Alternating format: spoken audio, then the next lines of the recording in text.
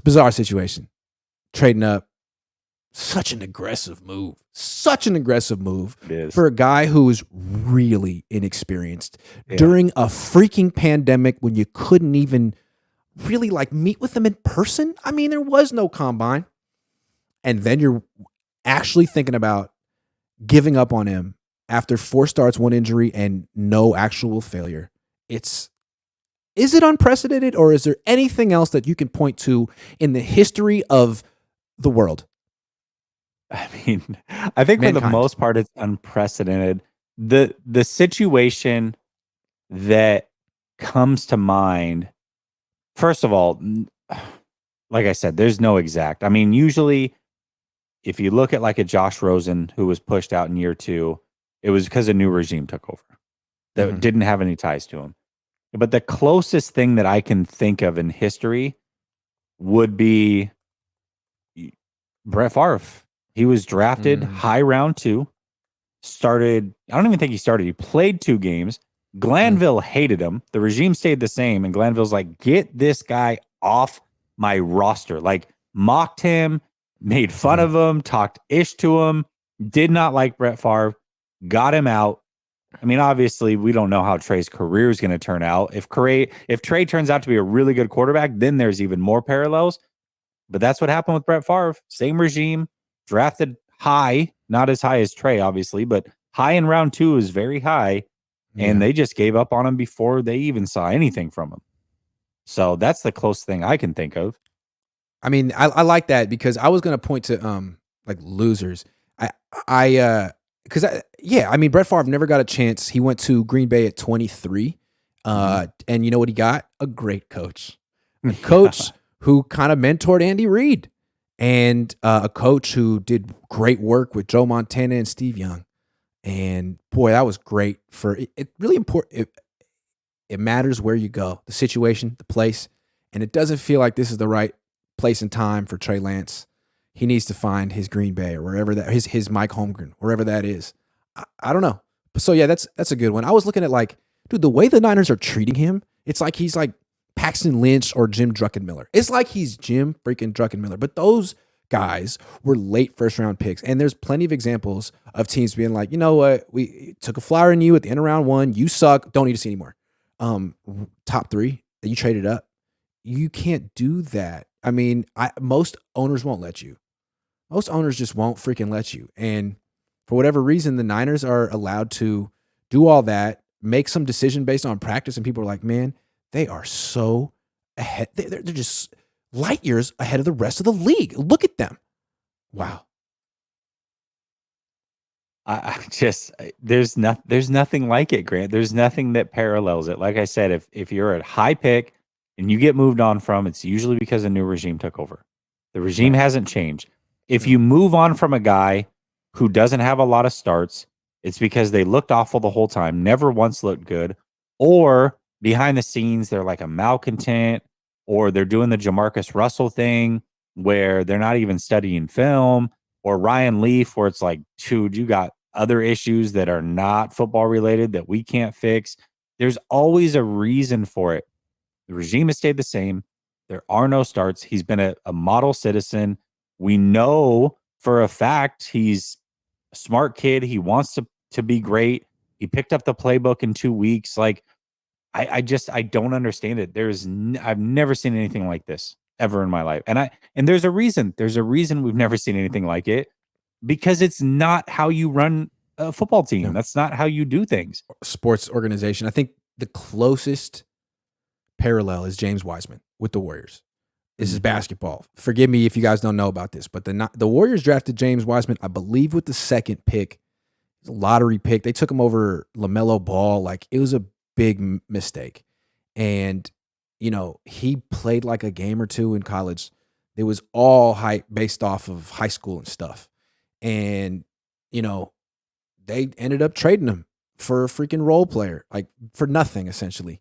I mean, Gary Payton, for a guy that was on their team the year prior. Exactly. They traded him to like undo a mistake they made, not even to get anything that they didn't already have. We like trading Trey and getting Jimmy back. Exactly. So, but the thing about that was that even James Wiseman, in comparison, like got more of a chance with the Warriors. He played 60 games with the Warriors. Yeah. That's essentially like 3/4 of a season. That's like if Trey had started 12 games. So even James Wiseman got more of an opportunity. And the way I saw it was he legitimately failed. They tried to get him to play a role on a championship team. He couldn't do it. So they sent like the worst team in the league and said, take as many freaking shots as you want. That's not what happened to Trey. Trey got hurt playing running back. So it's a different situation. It's I would say it's tragic, but his story isn't over. He's not even 23 yet. It's a bad start. Yeah, it's definitely it's not over, but it's just No. it's weird because you can't say he's a bust either because we just don't know. We haven't seen it. And again, behind the scenes, he's doing everything that you would want him to do. So hold on. Let's put Trey Lance into perspective. You knew he was green. You knew he was inexperienced. You knew he was young. Came into the league at 20 years old. He hasn't turned 23 yet. He's thrown 102 passes in the league. His quarterback rating is 84.5 career. I mean, there's a lot of guys in the league, starters, with worse numbers than that. This guy's not even 23 yet. Like, what was Josh Allen's quarterback rating before he turned 23? What was Jalen Hurts' quarterback rating before he turned 23? You can't say, I've seen enough, Trey Lance sucks. Well, then you would have written off so many other quarterbacks who ended up being great. It's disingenuous. You can't say that. He's shown more than enough to get a 5th start. More than enough. And I know the Niners are like, it's nothing against Trey. We just love Brock. Stop lying to yourself. You don't know enough about either one to make a call either way. They're both injured. They're both young. They're both inexperienced. Let it play out. Stop pretending like you know, because you don't. You're awful at making any kind of evaluation with quarterbacks. You're bad at it. Terrible. As bad as I am. Maybe worse. Which is also why, like, I can't, despite the rumors, I don't think they're going to trade Trey. I think it would probably realistically be the best thing for Trey Lance. But I don't want to think that this organization is that brain dead when it comes to this position. Because that's all that they're saying is you're literally willing to throw everything away on a guy you have no idea on for another guy who's hurt that you also have no idea on. To me, this feels like you a Hail have a Mary. chance to play him and figure it out. My guess is this is a Hail Mary from John. Guess. Not a lot of offers, and the offers they've gotten, if they've gotten any, are terrible. So what he does is he does this. Hey, fielding calls. Call while you can. And it's a Hail Mary to see if he'll get the offer he wants. But really, this is an indication that, I mean, the fact that they're like trying to posture like, we're not trying to trade him, we're just listening, means you probably aren't that confident you're going to get the offer that you want. That's how I interpret it. John's probably not that confident he's going to get the offer he wants or that Kyle wants. How about that? He's not going to get the offer Kyle wants. And so he's throwing a Hail Mary up there. I'm chucking it as deep as I can go and see what happens. But good luck, man. It's not going to happen. And they'll say, well, we never wanted to trade him. We said we like him. We said we love him. Good. Stick with that. Go with that. That's your story. Is this the last topic, Grant? Yeah. Okay. So then I want to bring up, because how awkward is this situation now, knowing that we do know that Trey Lance is in the building this week and he's been there all week. And this is when the story's breaking. How really awkward is that situation right now? Yeah, and again, if you're Trey Lance, you gotta be walking in that organization like, man, I don't know who to trust. Who is the leak? Who is smiling in my face and then calling Ian Rappaport? I mean, I don't know. I could guess, but I don't know. He could guess, but he doesn't know. And if you don't know for sure, it could drive you crazy, man. How much joy can you get going to work when you got that hanging over you? Oh, I showed up to OTAs to show what a good guy I am. Oh, they've written me off, but just like Geno Smith, I'm not going to write back. I'm going to show up. I'm going to believe in myself. I'm going to be a good guy. I'm going to believe in the culture and all that stuff. Third day. Hey, we really want to trade you. Please call us. Wow, thanks. Again, just let him go to Tennessee and be under the radar for a while. It'd be great for him. Be really nice for him. But it wouldn't be good for the organization. It's what's best for Trey. And if they trade Trey, I'll say good for Trey. That is phenomenal. But let's talk about you, 49. Like, this is not good for the organization, and it can make them look extremely incompetent for a very long time. Hey, you know what? It'll they're talking about all they've accomplished since they transformed themselves from a lemonade stand. This is what they'll be famous for. The Lemonade Inc. blew it with Trey Lance after they blew it with Patrick Mahomes. What are they going to do next? The only way to wipe this stench off the organization, if they make this trade, is to win a Super Bowl. That's the only way. Because if for some reason this regime doesn't ever win a Super Bowl, this right here is what they're going to be known for. This whole debacle, trading everything you had for a quarterback that you gave 4 starts, that never played back-to-back games, that you got rid of. Whether he turns out to be really good or not, that's really beside the point. If he turns out to be good, it's even worse. But even if he doesn't, that's still what you're known for. That's what this regime will be known for. Agree. And also, like, I think Kyle thinks if you have a really strong team, it guarantees you, not guarantees you, but you're more likely to be in the mix. Keep the team strong. Doesn't matter who your quarterback is. But I'd actually disagree with that. It's way easier to be in the mix if you have a great quarterback. Because you know every year you're going to get great quarterback play, which is the most important thing in NFL football. It's hard to keep a defense great, even though the Niners have done it for 4 or 5 years in a row, because it's 11 players. Players get old. Players get injured. I mean, all it takes is a couple guys to be out, and it changes everything. I mean, look at this group right now. It's getting older. There are some younger guys in it, but a large contingent of the core is getting to 30, and what's going to happen? Like, if this core fades, then you're going to be looking at, well, we're going to need something more at the quarterback position. Like, well, you're not built that way. You ran off Trey Lance because you thought Brock Purdy was good enough if you had an all-star team. Well, you're not going to have an all-star team every year. It's not that easy. It's not that easy. Yeah, simple math is it's easier to control one player, one position than or 21. 21. Yeah, 21. Yeah, that's it. Absolutely. Yeah. All right, 7:09. What do you got coming up at 7:15? I know you got something coming up at 7:15. I do. 10 minutes, actually. Call-in show. Come on over to Last Second Sports. Call in.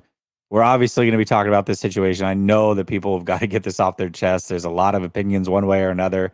So I encourage you to call in, talk about whatever it is that's on your mind. I got to imagine this is probably it. Daddy-O says Kyle is too darn arrogant and he's not a teacher and believes his offense should make the quarterback. We've talked about his arrogance. We've talked about his offense. I think that middle point is important. And I agree with it. He is a lot of things. But a teacher, I don't really think he is, especially at the quarterback spot. And I think that's always going to lead him to, even though he wants Trey Lance, it's always going to lead him to Brock Purdy, because Brock Purdy doesn't need much teaching. What Brock Purdy needs is a scheme and a team, right? And Kyle can provide that like he can for Matt Ryan. But with Trey, like, there's some teaching you need to do. And there are guys who can do it. Bill Walsh did that. Bill Walsh taught Joe. Bill Walsh taught Steve. Andy Reid taught McNabb. He taught Mahomes. He taught Alex Smith. Like, Kyle, if you can't do that, that caps you as an offensive. You can't be the best offensive coach in the world if you can't teach a quarterback. John Payton, I mean, come on, man. I'm just saying. So that's on you, dude. Well, he basically admitted that much when he asked about the development plan. He's like, well, that's not our job. I mean, once we're in the building, we're here to play. So he's got to do all that stuff in the offseason. So that's him telling you he's not a teacher. Yeah, man. I mean, I like Kyle Shanahan for a lot of things, but this quarterback thing is very much his fault. And, he can have this battle with John Lynch if they're having a battle, because I don't know that John's any better. But Kyle, man, if you can't blame anyone but yourself on this. You didn't want Patrick Mahomes. You wanted Trey Lance. You didn't see it through. Like, this all reflects very poorly on you, even if someone else is fighting you or whatever. Like, you gotta prove that that you're not totally incompetent about the most important position in football. You got to prove that. You do. I'm sorry. Yeah. That's a bad spot to be in. Absolutely. But, I mean, really, his dad was the same way. I mean, he was handed a couple guys, but who did they develop? Here's my psychology about the Shanahans. Dad and son. They're very aware that Mike isn't in the Hall of Fame. Why is Mike not in the Hall of Fame? 3 rings. one as a coordinator, back to back as a head coach. Well, because everyone gives John Elway the credit, right? It was John. It was Steve. Mike didn't do anything, which might seem unfair to them because really, when they won with when Mike won with John was like 38, and it was a run first team. Like the best player in that offense was Terrell Davis, and Mike gets credit for spotting him. I mean, the Shanahans are great with running backs. That's what they do. Yeah. So I think they are kind of. Why is Kyle so concerned about credit? Well, because his dad didn't get it. So I think he's how do I get in the Hall of Fame? How do I get my accolades? Well, quarterbacks sometimes can get in the way. But what I'd argue is, man, you ain't going anywhere you're not getting to any Hall of Fame without a Super Bowl ring. So I don't know. Maybe you're screwed one way or another. His dad got 3, didn't get in. Kyle has none. I don't know. That's my psychology reading. I don't know. That's definitely reading the pop psychology. Yeah. I was an English major. This is what I do. Ford Not a Daddy says, think Kyle and Trey still laughing about trades? Kyle and Trey. That's what I said, right? Kyle brought this up to Trey. Hey, man, you getting traded to Tennessee? Does that mean like, hey, did our general manager try to trade you to Tennessee? Good thing I said no, huh? Yeah. Yeah, that's a good point. That is a good point because he is the one that did. Trey did say that. He's like, I didn't know until Kyle brought it up to me.